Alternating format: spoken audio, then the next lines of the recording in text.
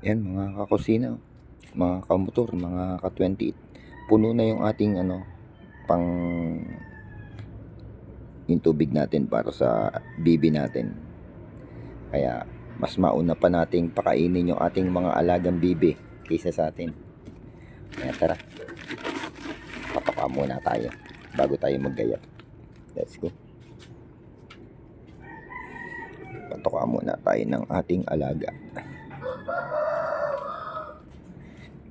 Kasi yung panghuhugas ko ng mga gulay, wala na akong paglalagyan ng tubig. Iniipon ko rin yan. Hindi ko yung iba natatapon, pero yung iba yan, more on iniipon ko kasi para dito sa aking mga alaga. Ano naman. Yan, papatoka tayo.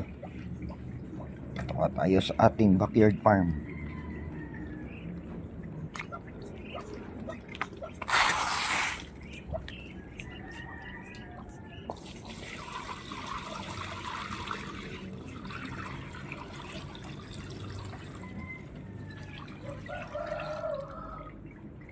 Yan mga kakusino.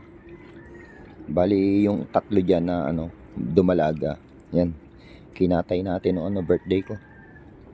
Naka-picture na doon sa na-picture na sa kusina sa bodega. Yan. Okay, let's go. Luto na yung sinaing natin. Magagayat na tayo ng pangtinola. Alas 7 na. Sa bagay, alam niyo naman ako pag nagluto, konting mekos-mekos lang. Lutong construction.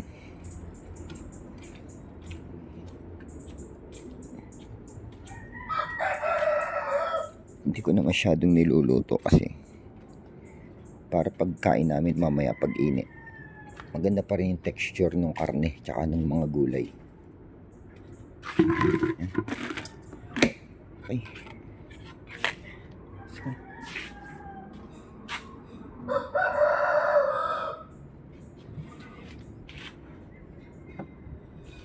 yan.